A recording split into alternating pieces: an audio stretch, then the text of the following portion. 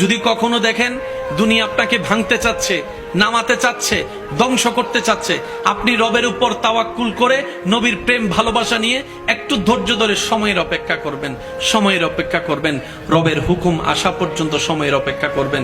মনে রাখবেন, ভাঙ্গা জিনিসগুলাকে আল্লাহ এমন ভাবে সুন্দর করে নতুন করে সাজাবে, আপনাকে এমন সুন্দর জীবন দান করবে, যারা আপনাকে নামাতে চেয়েছিল তারা আপনি পর্যন্ত আর পৌঁছাতে পারবে না। সুবহানাল্লাহ।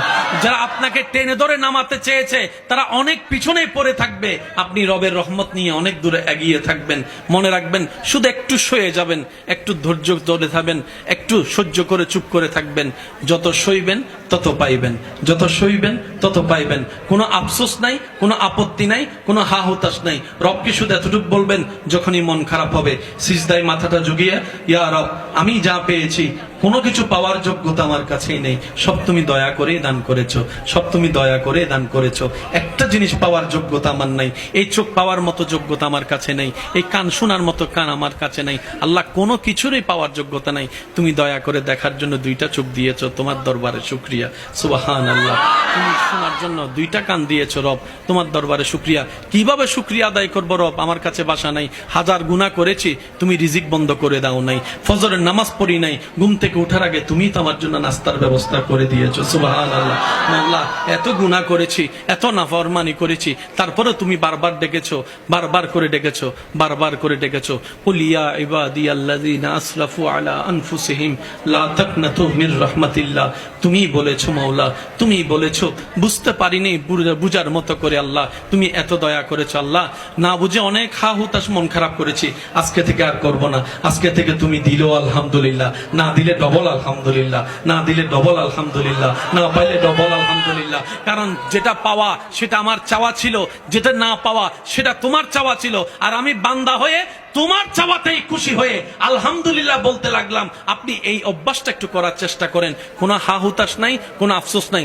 আলহামদুলিল্লাহ, আলহামদুলিল্লাহ, আলহামদুলিল্লাহ, আলহামদুলিল্লাহ। এবার রব্বুল আলামিন আপনার এই আলহামদুলিল্লাহ যদি রবের দরবারে একবার কবুল হয়ে যায়, লা ইন শাকারতুম লা আযীদান্নাকুম আয়াত আপনার উপর চলে আসবে নিয়ামত হয়ে। বলেন না সুবহানাল্লাহ। বড় ভাই বড় যারা আছেন, ছোটদেরকে বুকে টেনে নেন। ছোটরা যারা আছেন, সব রাগ অভিমান ভুলে বড় ভাইকে পিছন থেকে জড়ায় ধরা শুরু করেন। কারণ যেই কারণে, যে কথার কারণে, যে বিষয়ের কারণে আজকে নিজের মায়ের পেটের ভাই বোনদের মধ্যে দ্বিধাদ্বন্দ্ব, দ্বন্দ্ব, এর মধ্যে 80% শয়তানের হাত আছে না নাই? ছোট কথাকেও বড় হিসাবে আপনার সামনে তুলে ধরেছে।